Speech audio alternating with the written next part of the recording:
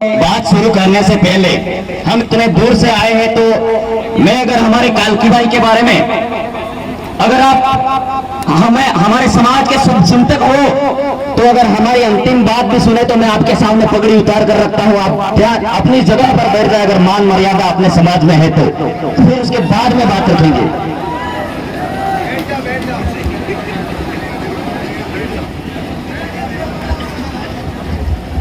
आज इस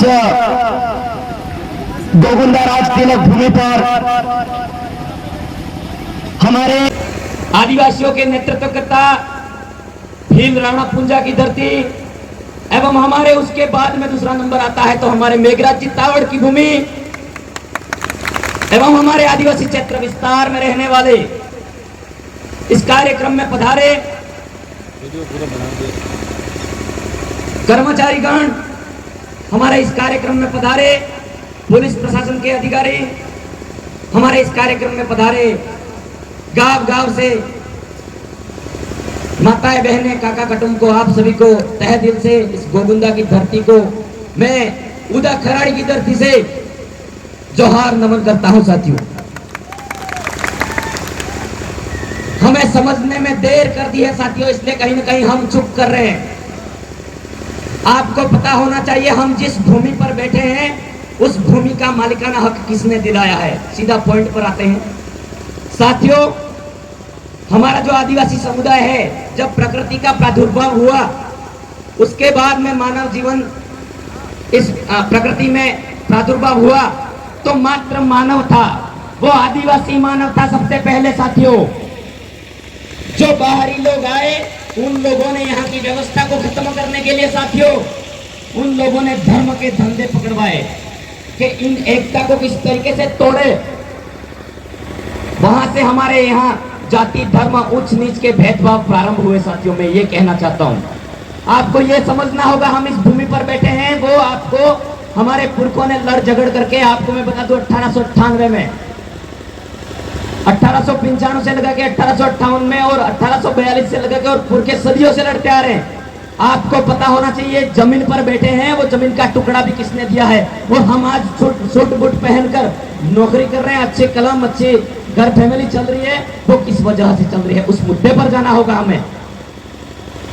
आपको पता होना चाहिए यहाँ से हमारे 5 से 10-15 साल पहले मेघराज चित्तावड़ भी यहाँ चिल्ला चिल्ला के आपके बीच में बोल रहे थे, लेकिन हमारा आज का युवा जो राजकुमार भाई उनके कदमों पर चल रहा है, किसी ने चलने की कोशिश नहीं की। मैं ये कहना चाहता हूँ, ये इस मंच के माध्यम से मैं कहना चाहता हूँ, जो 1898 में आपका बिरसा मुंडा की लड़ाई में 1 लाख लोग के आसपास मारे गए थे और कई लोगों का इतिहास लिखा नहीं गया। ऐसा सेकंड वर्ल्ड वॉर और फर्स्ट वर्ल्ड वॉर द्वितीय विश्व युद्ध के इससे ज्यादा आदिवासी मरे हैं। तब जाके ब्रिटेन गवर्नमेंट ने, हमारे अंग्रेजी हुकूमत ने हमारे आदिवासियों के लिए लड़ते हुए शहीद हुए बिरसा मुंडा के बारे में अवलोकन किया। पता लगा कि ये लोग 1 लाख लोग शहीद हो गए। तब जाके यहाँ कानून नहीं बनाया साथियों। ब्रिटेन गवर्नमेंट ने, वहां ब्रिटेन अंग्रेजों का 7 देशों पर अधिकार था। उस समय ब्रिटेन गवर्नमेंट ने यहाँ के इस लड़ते झगड़ते मरते शहीदों को देखकर ब्रिटेन में भूमि संपादन अधिनियम पारित किया। उसके बाद में बात रखूं, उस बात को कितने साल हो जाते हैं, 1998 से 125 साल हो जाते हैं। आज संविधान को 73 इयर्स के आसपास हो रहे लिखे हुए और देश आजाद हुए। साथियों, हम हर समय जल्दबाजी करते हैं, लेकिन सोचने समझने की बात है, बात तो करनी ही पड़ेगी। जिद तो पहले पकड़ लेते हैं। तो साथियों, इसलिए हम लोगों को आज वो भूमि संपादन अधिनियम ब्रिटेन में पारित होता है, वहां से स्टेटमेंट निकल कर आता है कि वहां लिखा गया कि इस देश में जो मर मिटने वाले जमीन के टुकड़े के लिए मर मिट रहे हैं, हमारी संस्कृति को बचाने के लिए मर मिट रहे हैं, SC ST माइनॉरिटी OBC समाज के लोग ये सोच रहे होंगे कि इनके समाज के लिए कर रहे हैं। हमारा आदिवासी समुदाय मानव मात्र कल्याण के उपलक्ष्य में काम कर रहा है। किसी समाज को डरने की जरूरत नहीं। अगर राजपूत समाज का व्यक्ति हमारे बहन बेटी के साथ गलत करता है तो राजपूत समाज का एक व्यक्ति गलत है, पूरा राजपूत समाज गलत नहीं है, यह भी सोचना होगा हमें। अगर ST वर्ग में कोई व्यक्ति गलत करता है तो ST व्यक्ति एक गलत है, पूरा समाज गलत नहीं है, ये हमें सोचना होगा साथियों। तब जाके हमारे इस भूमि संपादन अधिनियम पारित हुआ, तब जाके हमको भूमि का मालिकाना हक मिला। और तब जाके हमको भूमि का टुकड़ा मिला और तब जाके हम सर्टिफिकेट लगा के आज नौकरी है साथियों। नहीं तो हम उस टाइम बिरसा मुंडा की लड़ाई नहीं होती, शहीद नहीं होते तो हम नौकरी तो क्या हमारी औकात नहीं थी जमीन मालिकाना हक कहने का भी साथियों।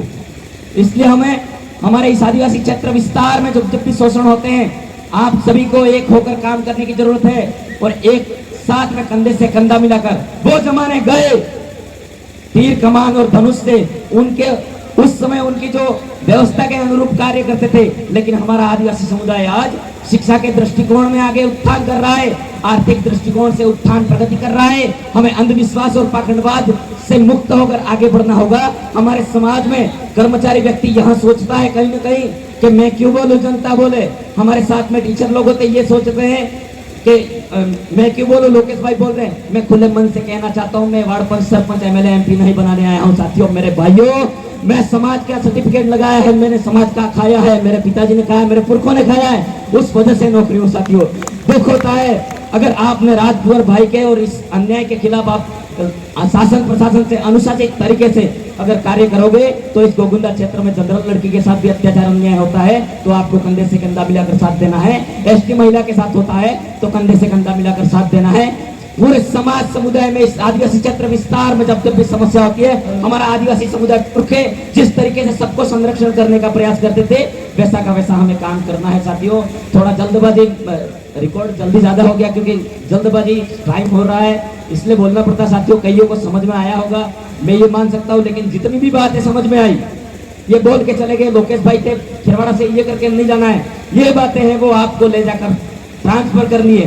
नहीं तो हमारे समाज के कई बुद्धिजीवी व्यक्ति हुए आईएएस आरएस प्रोफेसर हम मान सम्मान करते हैं, लेकिन उनका ज्ञान खुद का सीमित हो जाता है और वो लोग फिर मर जाने के बाद में शमशान घाट में वो पूरी बुद्धि चली जाती है। हम लोगों को बुद्धि का स्थानांतरण करना, ट्रांसफर करके जानिए बुद्धि, हमारे विचारों को आगे पहुंचाने का काम करना है साथियों।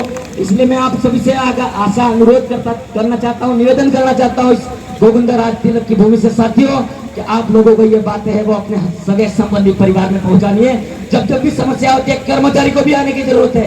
भाई हमारी बहन बेटी मर जाती है तो स्कूल के जो आपका कार्यालय का समय है उसके उपरांत समाज में आए और आपके सुझाव रखें। आप सामाजिक कार्यकर्ताओं के साथ में कंधे से कंधा मिलाकर साथ रहे। अगर कलेक्ट्री में जरूरत पड़ती है तो सामाजिक कार्यकर्ताओं को अंदर भेजो, आप बाहर खड़े रहो, नियमानुसार करो, अनुशासन भंग नहीं करना है। हमें हमारे समाज सदियों से सभी जीवों का संरक्षण करता आया है। आप सभी से आशा अनुरोध है कि मैं राजकुमार जी रोज साहब को भी आह्वान करना चाहता हूँ। हमारे कालकी भाई के और पूरे टीएसपी क्षेत्र के मुद्दे हैं, आप टेबल में जाकर विधानसभा में बोलिए। मैं ये कहना चाहता हूँ मंच के माध्यम से।